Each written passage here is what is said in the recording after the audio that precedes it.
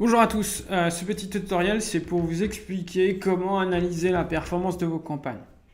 Alors pour analyser la performance de campagne, les premières questions à se poser c'est que d'abord pour qu'un jeu fonctionne, il faut drainer du trafic dessus.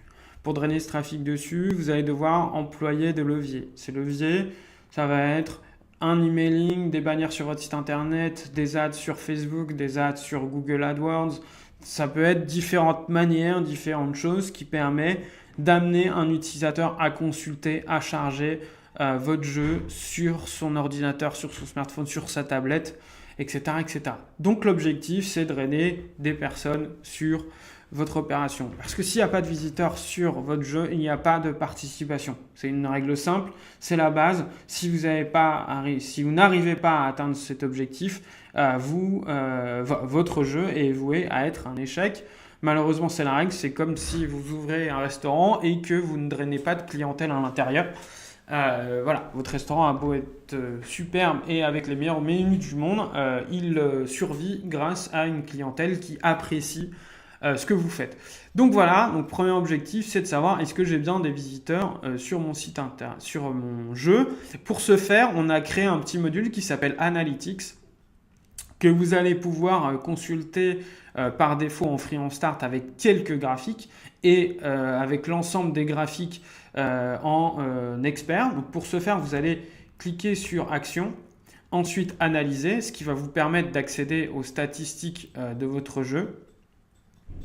Et en sélectionnant vos campagnes, vous allez pouvoir directement consulter le graphique des dernières visites et la période de début et de fin de votre jeu sera automatiquement présélectionnée. Donc, première chose à vérifier, et ça c'est le graphique le plus important, je dirais que c'est l'indicateur témoin, c'est votre courbe de vie et de réussite. Si jamais ici vous n'avez pas de visite sur votre jeu, ça veut dire que vous n'avez aucune personne qui consulte votre jeu à l'heure actuelle. Ça, c'est la première chose. Ça vous permet d'évaluer si vos leviers sont performants ou pas et également de vérifier si les utilisateurs accèdent bien et chargent bien correctement la page. Donc là, on va vous donner aussi des indicateurs sur le comportement des utilisateurs sur votre opération, donc le temps qu'ils passent en moyenne sur les jeux, le nombre d'actions qu'ils effectuent sur le jeu, sachant que vous avez 5 étapes, donc vous devriez avoir en général 4 à 5 actions par campagne, le nombre de pages vues totales qui ont été consultées, donc ça c'est 5 fois, par exemple, s'il y a 5 pages affichées, c'est 5 fois le nombre de pages qui vous donnera le nombre total de pages vues, unique, je parle ici, etc. etc. Donc vous aurez, si vous faites un jeu sur 3 à 4 semaines, les jours donc ramenés à la semaine où vous avez le plus de trafic. Donc ça peut être soit coïncider au moment où vous effectuez une promotion sur votre jeu, soit à la répartition de consultation des visiteurs, par exemple sur votre site, si votre jeu est communiqué que sur votre site internet.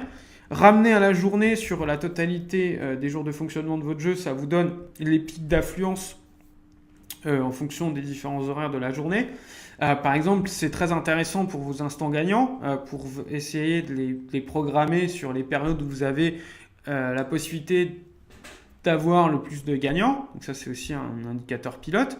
Vous avez la répartition des pages. Donc si vous avez 100% des personnes qui s'arrêtent à Register, mais ensuite vous n'avez pas de trafic sur Bonto ou la page de résultats, c'est que votre utilisateur il bloque au niveau du formulaire. Donc c'est que le formulaire est trop complexe, c'est que les gens ne veulent pas fournir leurs données. Donc il y a réajustement à faire pour débloquer la situation, désengorger le blocage au niveau du register et que justement vous ayez de nouveau des visites sur la page Bonto et la page de résultats. Alors, quand on dit une visite, c'est pas un humain spécifique. On peut pas savoir si c'est la même personne, si c'est 2 fois la même personne, si c'est 3 fois la même personne.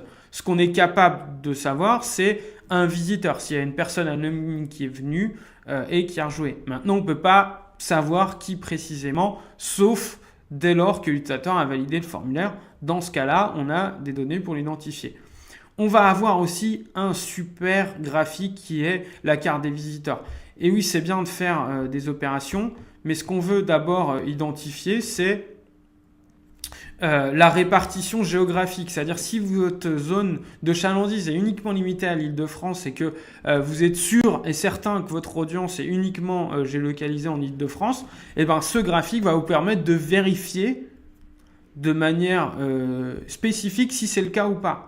Si par exemple vous faites votre jeu uniquement en Île-de-France, que vous ciblez uniquement des personnes en Île-de-France, mais que 90% du trafic vient de la Bretagne, c'est qu'il y a un problème au niveau de votre stratégie de communication. Donc ça, c'est très efficace. Là, on va vous rappeler des top lists au niveau des pays où vous avez drainé le plus de trafic, les régions, les villes, et également la langue utilisée par la plupart des navigateurs. Donc ça permet de vérifier si vous faites un jeu uniquement en France, bien sûr que la langue prédominante est bien le français. Voilà. Et ça va être inverse dans le cas où vous faites un jeu en multilangue. Et vous allez pouvoir également vérifier les navigateurs les plus utilisés et également les périphériques. Ce qui vous permettra d'avoir la tendance. Est-ce que vos utilisateurs utilisent plus des supports type mobile ou tablette ou plutôt des utilisateurs de desktop. Donc, c'est des bons indicateurs et ça va vous permettre aussi de vérifier si vous avez besoin de passer du temps à bien fignoler, par exemple l'affichage mobile, le texte et la formulation sur le mobile, etc., etc. Donc c'est autant d'indicateurs qui sont au service de la performance de votre jeu. Donc on a vu le module Analytics en détail. Maintenant on va voir un deuxième niveau, c'est au niveau des participations. Donc pour ça, on a un onglet qui s'appelle Suivi, voilà, que vous pouvez consulter encore à chaque fois pour chaque campagne, qui vous montre la participation en temps réel, chaque jour du début jusqu'à la fin de votre jeu. Et pourquoi c'est très important de vérifier ça et de faire coïncider le module Analytics et participation ?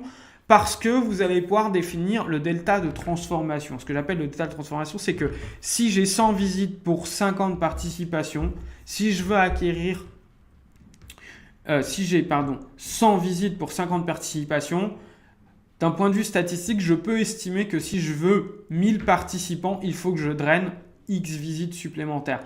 Attention, attention, quand je précise des visites, j'insiste bien que c'est une valeur qui peut être complètement arbitraire dans le sens où ici, dans mon opération, j'ai les participations uniques, quelqu'un qui participe la première fois, mais aussi des personnes qui reviennent sur le jeu pour participer. Quand j'ai de la récurrence de participation, finalement, je peux avoir plus de visites qui sont induites par le fait que les gens reparticipent. Donc voilà, il faut bien faire attention quand je vous dis cette différence de statistiques parce que les visites peuvent être prises avec des pincettes parce que ça peut être relatif à de la reparticipation. Voilà. Ensuite, vous aurez la répartition de clics entre microsite et Facebook, d'où vient votre trafic au plus. La répartition des terminaux, donc là c'est un peu près ce qu'on retrouve dans Analytics, et également les systèmes de pré-authentification les plus utilisés par votre communauté. Vous aurez également le comportement dans la plateforme au niveau des partages et des clics sur les softgates. Et enfin, le pourcentage de complétion des champs. Donc, quand le champ est obligatoire par défaut, tout est à 100%. Quand vous avez certains champs, comme la newsletter, qui sont non obligatoires, on requiert un consentement. Dans ce cas-là, vous aurez un pourcentage qui sera indiqué. C'est, je dirais, au niveau de ce graphique, la valeur la plus importante parce que ce qui a une valeur très importante pour vous, c'est le nombre de nouveaux contacts à votre newsletter que vous aurez obtenu via l'opération. Alors, contact newsletter, c'est une chose, ça peut être aussi un contact pour un démarchage commercial. Dans ce cas-là, vous allez pouvoir utiliser soit le newsletter et vous remodifier le morning, soit vous pourrez utiliser les champs personnalisés pour créer des cases à cocher supplémentaires. Donc, du coup, ce pourcentage-là, pour vous donner des valeurs moyennes, il est de l'ordre de 20% et peut tendre jusqu'à 59% en fonction de la formulation de votre champ de newsletter. Donc là aussi, c'est un indicateur de performance à regarder régulièrement, car si vous changez le texte régulièrement de votre newsletter, vous pouvez drastiquement faire varier le pourcentage. Donc supérieur à 20%, voire tendre vers les 59%. Voilà, encore une fois, c'est lié à ce que vous allez renseigner. Si vous mettez « je souhaite m'inscrire à la newsletter », je vous assure que pour les personnes non initiées au terme, c'est un terme vague. Par contre, recevoir des offres promotionnelles tous les mois, c'est une formulation qui est plus claire et qui peut vraiment intéresser des personnes. Donc voilà, essayer de reformuler le champ newsletter, c'est aussi augmenter les performances.